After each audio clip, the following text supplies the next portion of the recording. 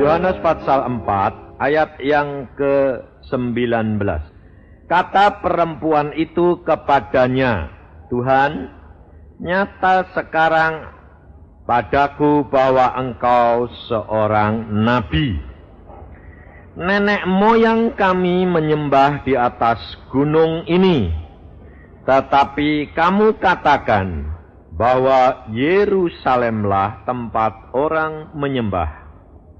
Kata Yesus kepadanya, percayalah kepadaku hai perempuan, saatnya akan tiba bahwa kamu akan menyembah Bapa bukan di gunung ini dan bukan juga di Yerusalem. Kamu menyembah apa yang tidak kamu kenal, kami menyembah apa yang kami kenal, sebab keselamatan datang dari bangsa Yahudi. Tetapi saatnya akan datang dan sudah tiba sekarang bahwa penyembah-penyembah benar akan menyembah Bapa dalam roh dan kebenaran. Sebab Bapa menghendaki penyembah-penyembah demikian. Allah itu roh, dan barang siapa menyembah Dia harus menyembahnya dalam roh dan kebenaran. Jawab perempuan itu kepadanya, aku tahu bahwa Mesias akan datang, yang disebut juga Kristus. Apabila ia datang, ia akan memberitakan segala sesuatu kepada kami. Kata Yesus kepadanya, akulah Dia yang sedang berkata-kata dengan engkau. Sampai di sini. Saudara, kita menjadi orang Kristen kerap kali mempunyai pengalaman yang berbeda-beda. Kenapa kehidupan kekristenan kita ini beraneka ragam? Kalau tidak beraneka ragam, pasti tidak ada perpecahan, betul enggak? Ada banyak gereja, ada banyak cara, macam-macam, beda-beda. Tidak ada yang sama. Dan ternyata kelompok-kelompok ini dulunya masuk sini. Ternyata setelah sekarang mengenal, pindah ke sini. Kenal yang lain, pindah ke sana. Karena merasanya apa? Wah lah kok ini kok lebih sempurna ya? Ini kok lebih sempurna ya? Kok ini lebih sempurna ya? Pindah terus. Lah sempurnanya sampai kapan? Nanti kalau di surga. Kalau di surga ada enggak? Kelompok ini, kelompok ini ada enggak? Hah? Enggak ada. Lah kenapa? Kok saudara kok pindah-pindah kanan kiri, muka belakang? Karena rasanya enggak puas. Nah, mengapa hal itu terjadi? Nah, ini loh saudara. Karena tingkat pengertian kita berbeda. Maka dari itu, kalau saudara itu cuma mengharap pengajaran dari orang, saudara akan kecewa. Maka dari itu selalu saya tekankan, baca Alkitab. Belajar dari siapa? Roh Kudus. Gereja, persekutuan itu cuma tempat di mana kita boleh tempat untuk belajar. Jadi pindah sana pindah sini tetap sama saja kalau engkau tidak belajar dengan Roh Kudus dan alami sendiri. Maka dari itu kita harus benar-benar belajar. Contohnya, perempuan yang berbicara sama Tuhan Yesus ini perempuan Yahudi atau enggak? Hah? Bukan, perempuan ini adalah perempuan Samaria. Lah, perempuan Samaria ini orang Israel pada?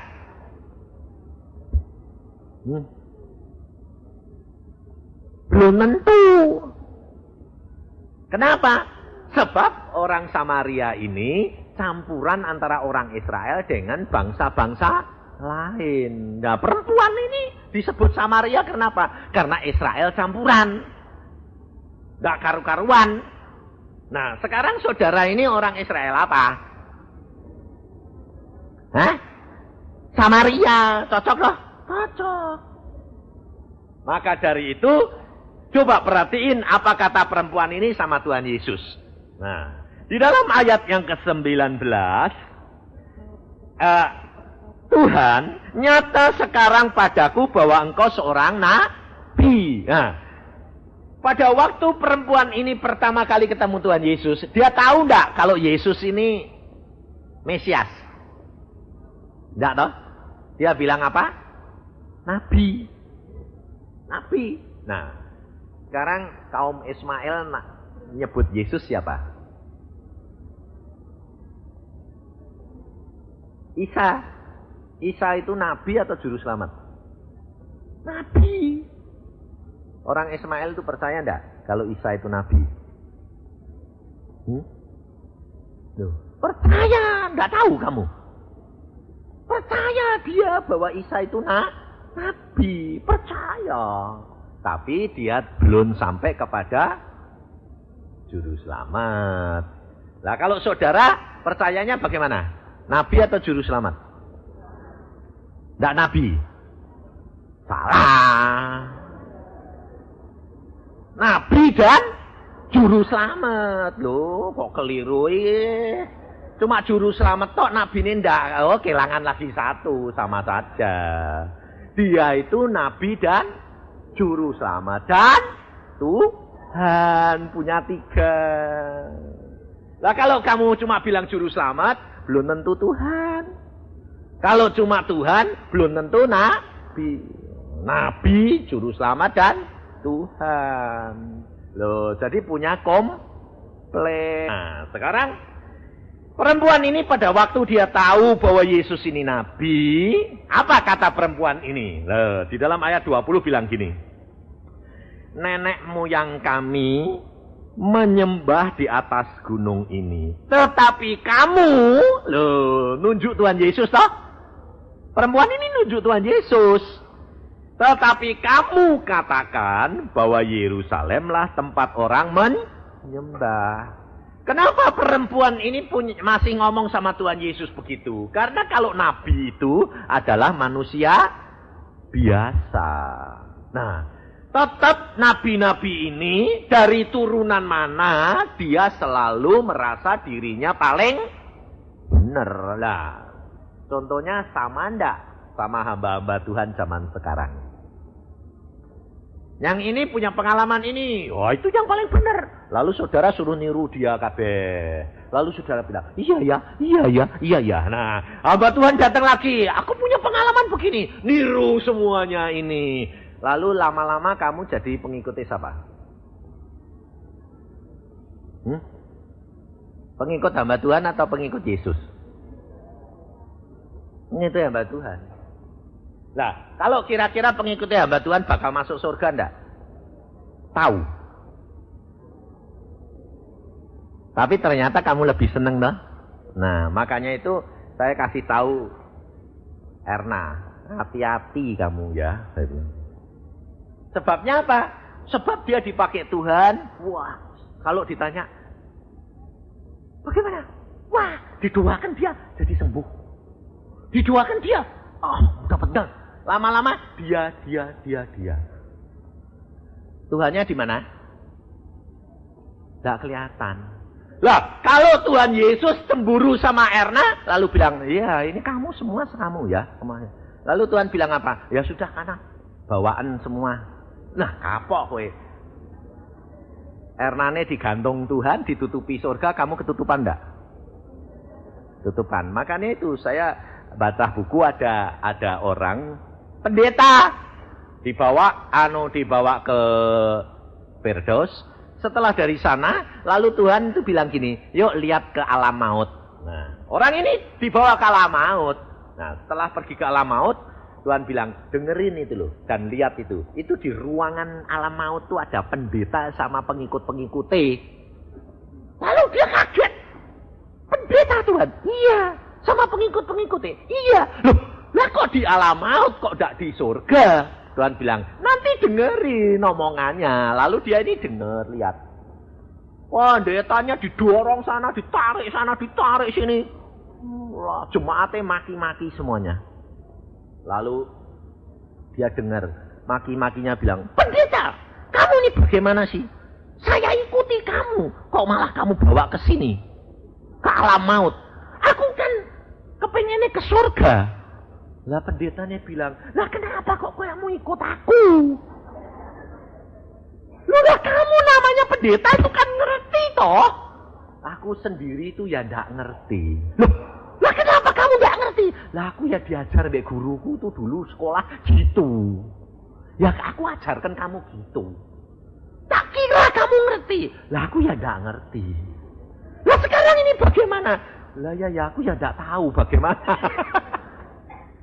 Kok kamu bawa aku ke sini? Lah, saudara tahu? Lalu si hamba Tuhan ini tanya sama Tuhan Yesus, "Tuhan, kenapa kok itu jemaatnya engkau biarkan? Aku tidak biarkan. Kenapa engkau tidak tuntun secara pribadi masuk ke dalam Firdaus? Aku sudah berikan mereka Roh Kudus. Roh Kudus sudah ada di dalam hati pribadi demi pribadi. Betul enggak? Dia tidak mau dengar-dengaran. Dia lebih dengar pendetanya daripada dengar aku." Dan Tuhan berkata, "Aku tidak kenal mereka." Saudara tahu? Hati-hati. Karena kerap kali kita ini tidak sadar, kita dituntun kembali ke dalam apa? Ke dalam peraturan-peraturan Taurat dan ke dalam perjanjian lama. Padahal Yesus sendiri berkata, waktunya akan tiba perempuan dan saat ini sudah tiba. Bahwa semuanya penyembah-penyembah Bapa bukan di gunung ini, bukan di Yerusalem, tetapi menyembah dengan roh dan kebenaran. Waktunya akan tiba dan sekarang sudah tiba. Apalagi zaman kita sekarang. Udah tiba belum? Sudah. Yesus 2000 tahun yang lalu sudah membaharui. Nah, bagaimana caranya? Coba saya katakan. Banyak anak-anak Tuhan sekarang dibawa kembali lagi dengan perkara-perkara yang Yesus dan perempuan ini berbincang-bincang. Perempuan ini berkata, "Kami nenek moyang kami berkata kalau kamu menyembah Tuhan harus di gunung ini. Tetapi kamu, Nabi, berkata Yerusalem tempatnya." Kita kerap kali tidak sadar, saudara. Kita juga membawa orang-orang lebih mengeramatkan orang dan tempat daripada Yesus. Contohnya, kalau ada orang minta didoakan, lebih mantap kalau Ernanya datang sendiri, numpang tangan, atau Ernanya bilang gini, "Oke, saya doakan. Kamu berdoa, saya berdoa. Kamu di rumah, saya di rumah. Berdoa. Tak doakan." Ayo, mantap mana? Kira-kira mantap kalau Ernanya datang atau lebih bilang, "Oh ya, sama saja." Nah, ayo mantap mana? Hah? Mantap kalau datang toh? Lebih-lebih kalau bilang, "Datang saja ke rumahnya. Wah, urapannya di sana itu penuh." Betul enggak? Hah? Nah, sekarang kalau betul saya tanya, kamu persis sama perempuan ini zaman kuno enggak? Sama toh? Enggak sadar toh kamu? Bahwa kamu kembali lagi ke Taurat. Membatasi akan kuasa Allah. Makanya kamu enggak pernah melihat mujizat secara pribadi. Kenapa? Karena kamu hidup bukan dengan iman, tetapi hidup dengan penglihatan. Itu kelompoknya Thomas. Tahu Thomas? Bukan Pak Thomas. Bukan Pak Thomas pendeta. Thomas murid Tuhan Yesus itu bilang apa? Kalau aku tidak melihat sendiri, kalau aku tidak masukkan lubang bekas paku, aku tidak percaya. Nah, itu kelompok orang-orang itu. Ternyata di sini 90% kelompok itu dah. Hah? Atau begini, kalau punya masalah, harusnya bagaimana? Begini. Punya masalah sendiri, berdoa sendiri. Setelah berdoa sendiri, nanti Roh Kudus tahu. Kalau kamu menghadapi pencobaan kamu tidak kuat sendiri, Roh Kudus akan berkata, temui dia. Atau Tuhan akan kirim hambanya. Aku kok digerakkan ke sini, kenapa? Wah, puji Tuhan. Tuhan itu luar biasa ya.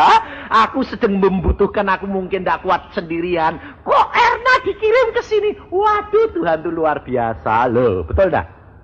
Harusnya gitu enggak? Tapi ini, waduh masalah. Erna ini mana? Wah, orang kelabuan. Loh, Erna ini cuma satu. Makanya saudara harus perhatikan, Yesus kenapa kok cepat-cepat dia pulang?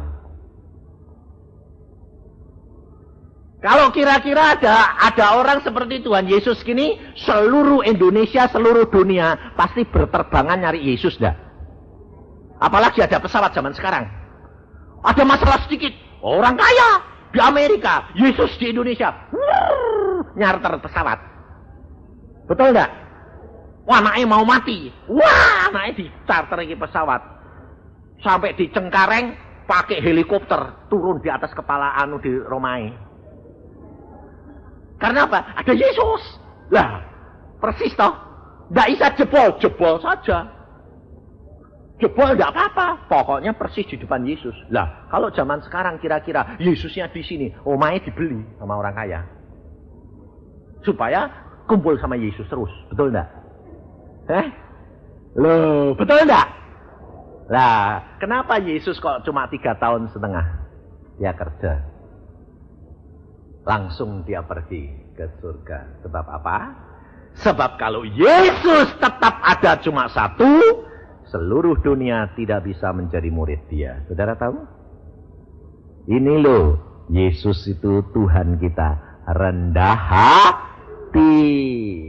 Dia tahu kedudukan dia. Hanya menyatakan diri bahwa Mesias sudah tiba. Sekarang bagian Roh Kudus yang diisikan ke dalam setiap pribadi. Seluruh isi dunia. Dan tidak berbatas. Yesus pergi. Bagian Roh Kudus. Ini cara kerjanya Tuhan. Saudara tahu? Bukan tergantung kepada pribadi seseorang. Makanya saya ini boleh dicap hamba Tuhan yang paling malas. Biarin. Wah, kalau mau minta konseling sama Pak Yusa, mau minta doa Pak Yusa, oh susah. Saya bilang apa? Sembayang sendiri. Nah, ya. Kenapa sih Pak Yusa? Kalau aku diutus Tuhan, oke. Kalau tidak, sembayang sendiri. Nah kan kalau Pak Yusa kan dengar langsung dijawab. Oh, jadi kalau aku langsung dijawab, kamu enggak? Oh ya, kamu yang membatasi kuasa Allah, ya bakal imanmu gitu, ya enggak bakal dapat gitu. Saya bilang, lu ya jangan gitu. Ya gitu, wong itu imanmu. Saya bilang, ada orang dari Jakarta, bapak ini orang kaya raya, tapi tidak bisa jadi orang Kristen. Kenapa?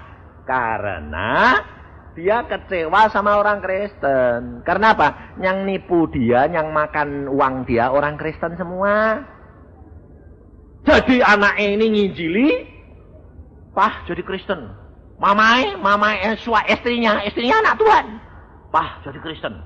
Apa jadi Kristen? Tuh, nipu uang saya berapa puluh juta, berapa ratus juta. Itu Kristen semuanya. Justru orang bukan Kristen lebih baik. Kenapa aku suruh jadi Kristen? Nah, tidak mau. Akhirnya apa terjadi? Sakit parah. Sakit luar biasa. Tidak tahan dia. Perutnya kayak diulet-ulet. Waduh. Minta ampun. Dokter berkata, berat ini. Nah, pada waktu itu saya ditelepon sama anaknya. Anaknya bilang gini, Pak Yusa, tolong dong Pak, papa saya. Saya bilang, kenapa papamu? Sakit parah Pak. Lah terus, tolong Pak, doakan dan injili. Kenapa? Belum bertobat. Gak mau Pak. Dan paling benci orang Kristen. Lah terus, jadi Pak Yusak nanti kalau nginjili, ya Pak, hati-hati ya Pak. Pelan-pelan ya Pak. Pasti. Kalau kesinggung sedikit tidak mau. Loh, saya bilang gini. Jadi aku engkau panggil ke sana itu untuk nginjili bapakmu, untuk ngelus-ngelus bapakmu. Ini orang kaya loh saudara. Oh, salah alamat kamu, saya bilang. Nah Bapak, panggil saja hamba Tuhan yang bisa ngelus-ngelus. Aku ini hamba Tuhan suruh bawa pentung tak pentung. Pokoknya kalau Tuhan bilang pentung tak pentung. Kalau Tuhan bilang angkat tak angkat. Kalau Tuhan bilang lus-lus tak lus-lus. Kalau engkau bilang wah bahaya, enggak jadi, salah alamat, cari hamba Tuhan yang lain. Lalu ini bilang gini, loh Pak, nanti dulu Pak, terus gini loh Pak Yusak sembahyang. Nah, gitu tuh bener. Kamu tidak membatasi apa saja yang Tuhan ngomong, tak pentung ya. Iya. Oke. Tapi aku mau sembahyang dulu. Nanti tak telepon. Sembahyang saya. Tuhan, aku udah sembahyang itu enggak gini. Tuhan, sayang si Tuhan, jiwa itu enggak. Mati hidup milik Tuhan, peduli amat, saya bilang. Saya cuma ngomong gini, Tuhan, orang itu bisa selamat enggak? Engkau mau selamatin enggak? Kalau mau, aku mau datang. Kalau enggak mau, ya sudah, percuma. Bucai, saya bilang. Yang tahu siapa? Selamat atau tidak? Hah? Yesus atau kamu? Nah kalau kamu, Yesus sudah tahu orang itu tidak bisa selamat, buat apa kamu capek-capek? Betul enggak? Nah, saya bilang, Tuhan, orang itu bisa, engkau mau selamatin enggak? Ngomong Tuhan. Masakan aku merelakan seorang fasik tidak ada kesempatan untuk bertobat? Wah, kalau gitu orang ini bisa selamat ini. Oke Tuhan, kalau gitu bisa ya? Bisa. Nah, lah aku harus ngomong apa? Ngomong saja. Beneran. Lalu tak telepon. Oke, besok jam 5 saya berangkat naik kereta api dari Bandung jam 5, jam 8 sampai di sana. Saya bawa jemput di stasiun ke rumah sakit. Saya mau ngomong. Oke. Ngomong apa Pak? Enggak usah ngurusi. Sampai di sana sudah dijemput. Ini, wah, jemputnya pakai Mercy lagi. Wah.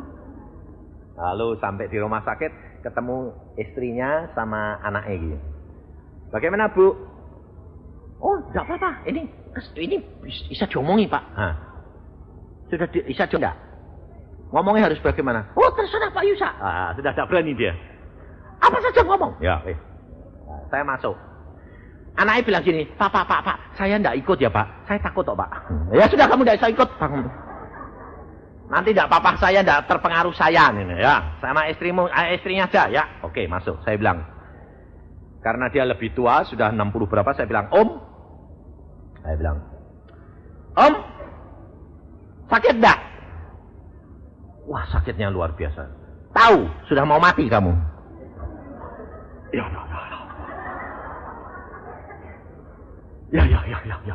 Dia bilang gitu. Terus saya bilang, kamu kecewa toh sama orang Kristen? Ya. Kamu mau mati ini, masuk surga atau masuk neraka, bukan tergantung orang Kristen, tetapi tergantung Yesus. Kalau engkau tidak mau terima Yesus sekarang, sebentar lagi kamu mati masuk neraka. Dan selama-lamanya kamu akan tinggal dengan. Orang Kristen tidak jamin masuk surga. Yang jamin masuk surga itu Yesus.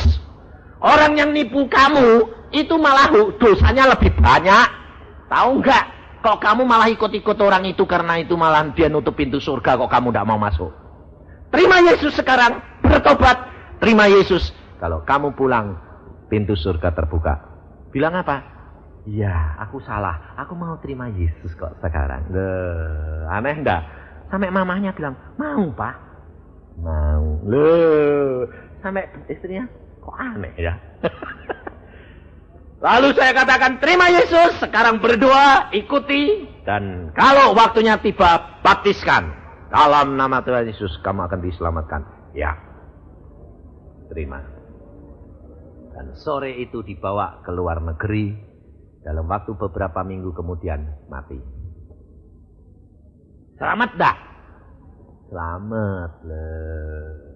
Maka dari itu, saudara, segala perkara tergantung daripada pimpinan Roh Kudus.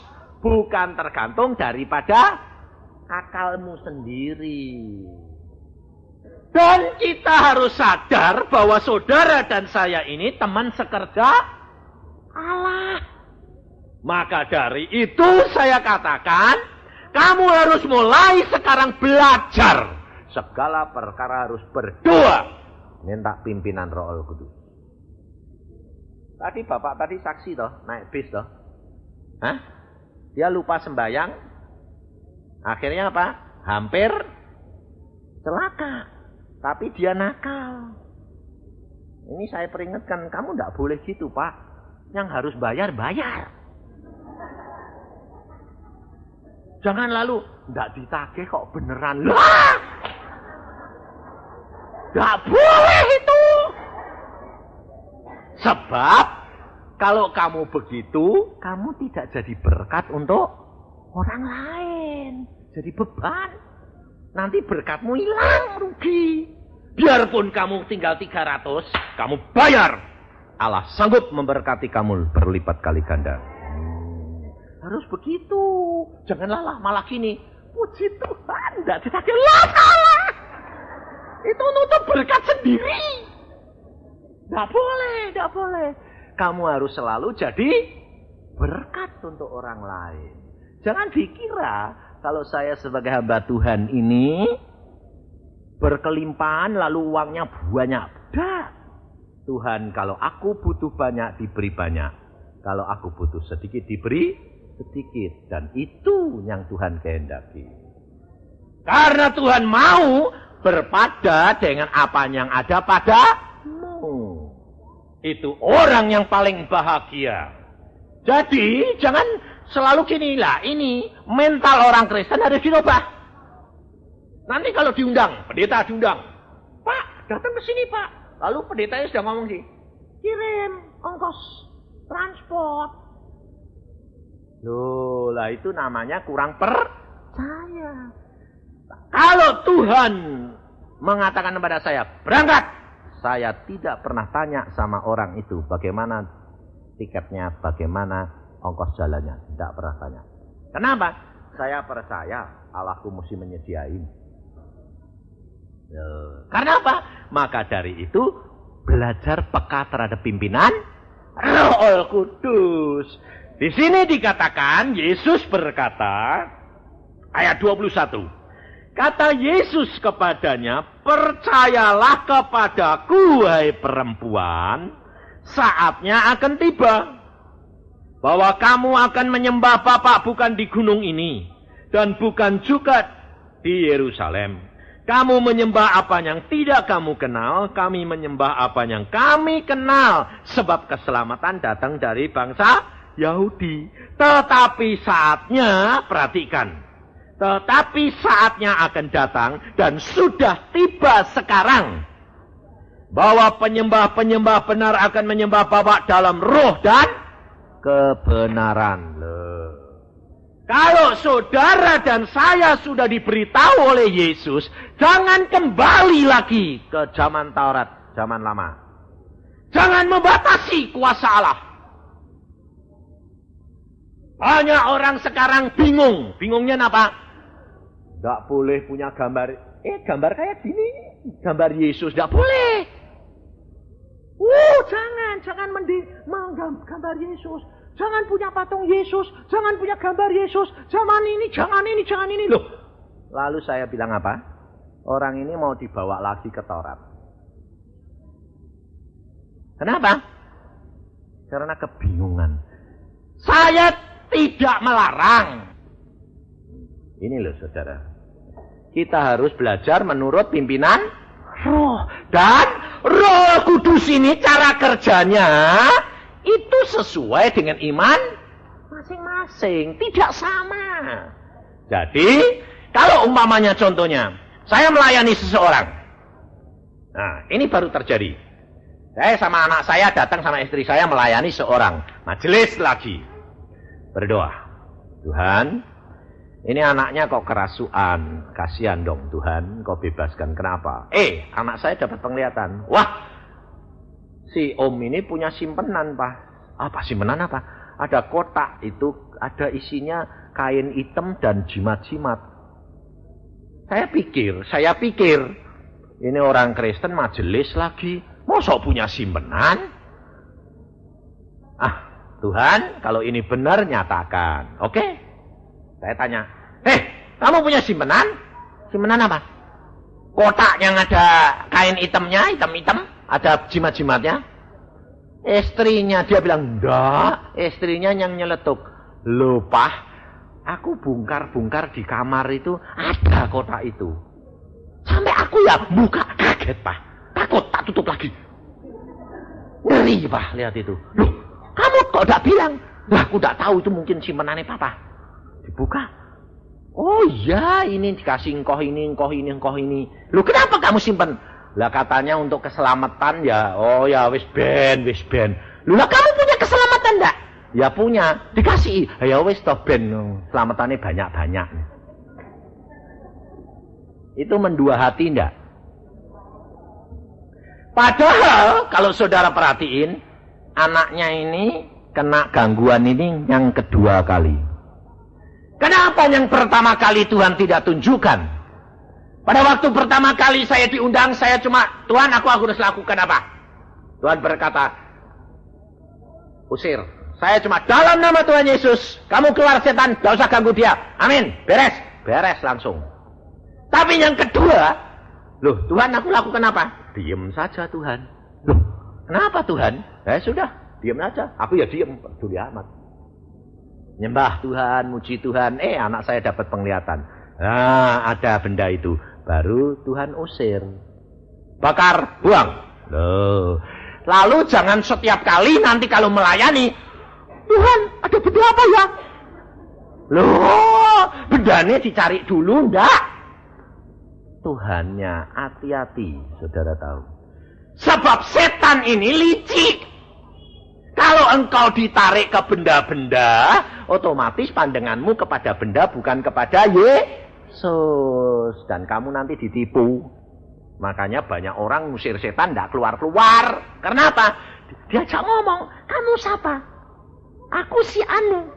Rumahmu mana? Oh, di sana. Kenapa kamu masuk? Iya, sebab dia. Wah, cerita. Lalu diusir. Dalam nama Yesus keluar. Tidak mau. Nah. Lalu hamba Tuhan ini, loh kok tidak mau? Kenapa? Lah, tidak mau. Dia tahu hamba Tuhan ini kurang kuasa. Loh, saudara tahu? Kamu itu cuma hanya peka kepada Yesus. Kamu kerja sama-sama Roh Kudus. Diam saja. Relax. Karena Roh Kudus yang punya kuasa bukan kamu. Betul enggak? Belajar peka. Makanya saya kalau ada ribut-ribut gitu, saya tidak pernah pusing. Saya diam saja. Tidak pusing saya. Orang ada gelimpangan. Kemarin dulu di gereja Ade Monohutu. Saya khotbah di sana. Lalu ada satu orang. Terus. Tangannya ini gini, nggak bisa berhenti. Melek, melotot sama saya. Terus gini, saya gini. Biarin orang itu tuh bandel, biarin biar kapok deh. Wih gini. Kebaktian sudah selesai. Masih gini terus. Sampai akhirnya nangis. Setelah selesai si Ade bilang, biarin. Wah ada hamba Tuhan. Ayo Tuhan. Saya bilang biarin, pusing amat. Terus saya sembahyang, Tuhan orang ini kenapa? Tuhan bilang, bandel. Biar kapok. Biar tahu bahwa aku itu berkuasa melakukan segala perkara. Oh ya. Sudah selesai, saya bilang, kamu bandel dah. Ya, tapi gini loh. Sekarang saya bilang, turunkan, nurut dah. Enggak mau nurut om. Ini gini terus, ini bingung om. Ini kipi om. Nih. Lalu saya bilang, kamu sekarang bicara sama Roh Kudus. Kamu bilang, Tuhan Roh Kudus, aku minta ampun karena aku bandel. Tuhan Yesus, ampuni aku karena aku bandel. Aku sekarang mau turut dan tunduk kepadamu Tuhan Yesus. Dan terima kasih akan pengampunanmu. Ngomong, dia ngomong. Terima kasih Tuhan Yesus. Wes, sudah. Bagaimana hatimu? Nah, tenang om. Sekarang kamu ngomong.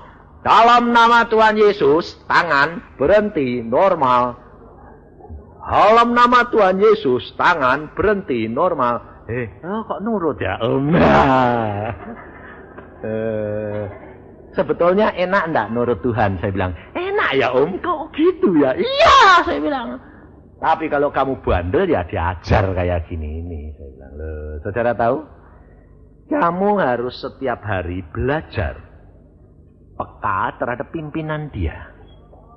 Nanti engkau akan dipimpin, diajar untuk kerjasama dengan saudara yang lain. Dan mendatangkan kemuliaan. Tetapi jangan lalu kalau sudah pengalaman satu terus dipakai terus. Hati-hati, itu jerat setan. Yesus sudah berkata, ada saatnya dan sekarang sudah tiba bahwa engkau menyembah Bapa di dalam kebenaran. Kebenaran itu adalah firman. Menyembah Bapa di dalam Yesus Kristus. Itu kebenaran. Karena Yesus berkata, aku jalan kebenaran dan hidup. Lalu di dalam kebenaran dan di dalam roh. Perhatiin kata-katanya. Coba perhatiin. Ayat 23. Tetapi saatnya tiba, sudah tiba sekarang, bahwa penyembah-penyembah benar akan menyembah Bapa dalam roh dan kebenaran. Bukan dalam bahasa roh lain. Ada nggak tulisannya? Dalam bahasa roh. Dalam roh artinya kamu berhidup, menyembah, dikuasai oleh Roh Kudus. Bukan berarti di dalam bahasa roh. Bahasa roh itu roh yang berdoa, bukan kamu. Tetapi Alkitab berkata Yesus, ada masanya, saatnya akan tiba. Kamu ini roh atau daging? Roh dan daging. Semuanya menyembah Bapa di dalam kebenaran, di dalam Yesus, di dalam firman, dan di dalam Roh Kudus. Sebab firman sama Roh Kudus tidak boleh dipisahkan. Kalau firman saja kamu belajar dengan akalmu, kamu akan jadi orang Farisi dan ahli Taurat. Tapi kalau kamu roh tanpa baca Alkitab, engkau akan jadi dukun. Ngerti? Dan banyak sekarang dukun Kristen banyak. Dapat penglihatan. Gini. Tidak cocok sama Alkitab. Itu dukun Kristen, saya bilang. Hati-hati. Maka dari itu saudara harus benar-benar belajar firman Tuhan. Tetapi jika engkau sudah punya bahasa roh, engkau boleh pakai. Boleh. Yang tidak punya bahasa roh, tidak masalah. Karena menyembah kepada dia di dalam kebenaran, di dalam firman, di dalam Yesus, dan di dalam Roh Kudus. Seluruh. Karena Yesus sudah berkata, siapa yang mengasihi Bapa, mengasihi Bapa dengan segenap apa? Hati, pikiran, jiwa, dan roh, dan seluruh kekuatan. Daging artinya rohani dan jasmani. Nah, jadi saudara sekarang sudah tahu. Lebih dahulu pentingkan Roh Kudus. Karena fungsi Yesus di dalam dunia sudah diambil alih oleh Roh Kudus. Ini pokok. Dan orang yang bekerja sama dengan Roh Kudus, saya jamin, Meskipun dia menghadapi aniaya sekalipun, dia tidak tergoyahkan. Kenapa? Karena Tuhan yang menjamin dia. Tidak kuat, dikasih kekuatan. Sakit, dihilangkan sakitnya. Saudara tahu? Tidak usah takut gini. Wah Pak, saya ya takut Pak. Nanti menghadapi aniaya Pak. Itu kayak Stefanus. Matinya dibalangi. Wah ya sakit semua. Bodoh, saya bilang. Engkau tidak akan dituntut kayak Stefanus kalau tidak diberi kekuatan seperti Stefanus. Dan Stefanus itu tidak sakit. Sakitnya cuma sebentar. Setelah dia lihat anak manusia berdiri di sebelah kanan Allah Bapa, Stefanus sudah tidak merasakan sakit. Contohnya, di dalam dunia kedokteran, kalau orang itu mbok sakit parah kayak apa, kalau sudah mau mati, gembor-gembor, ada yang sakitnya hilang enggak? Hilang.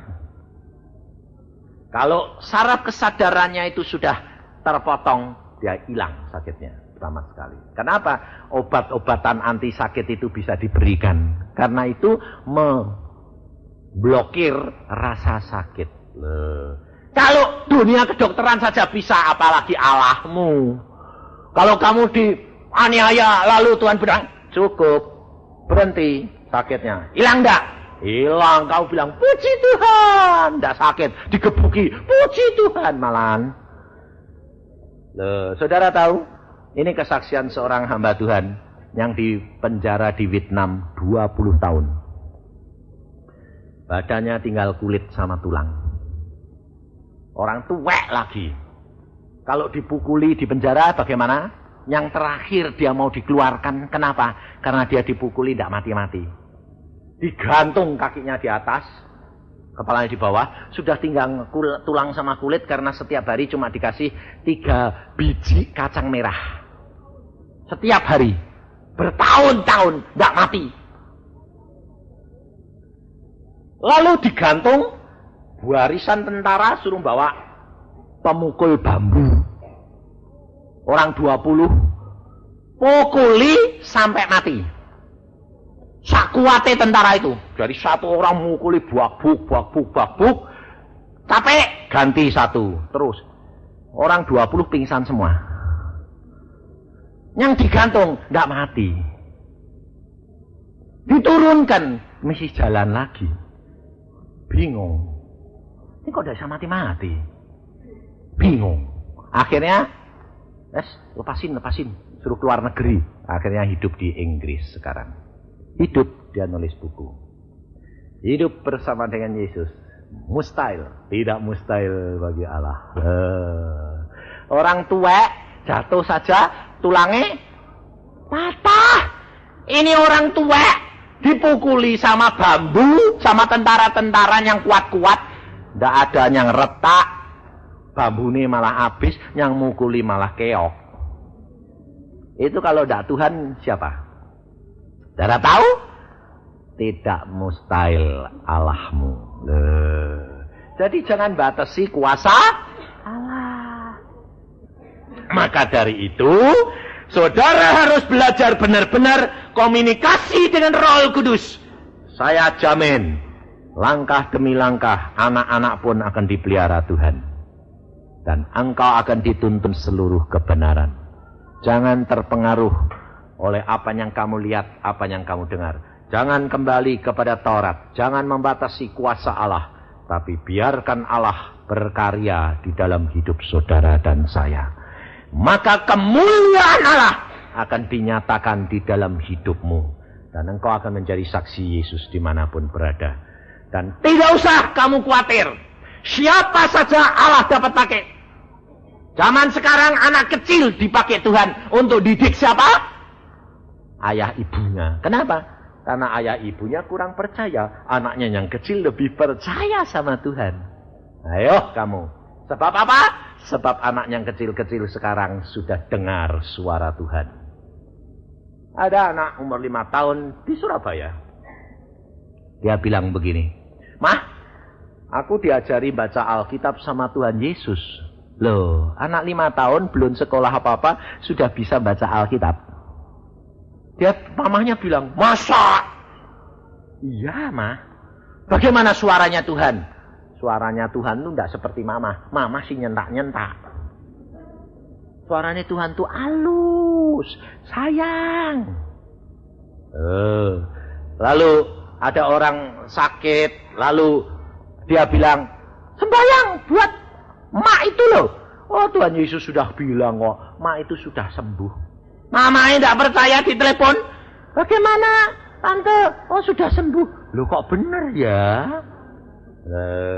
Jadi saudara tahu, kalau engkau tidak mau dipakai Tuhan, anak-anak akan dipakai. Dan setiap keluarga harus ada orang yang peka.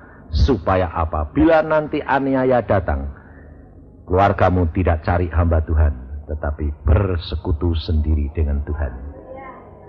Saudara tahu, waktunya sudah amat singkat. Komunikasi dengan Roh Kudus. Belajar peka terhadap dia. Apa saja yang dia katakan, lakukan. Maka engkau akan melihat kemuliaan Allah dinyatakan. Amin.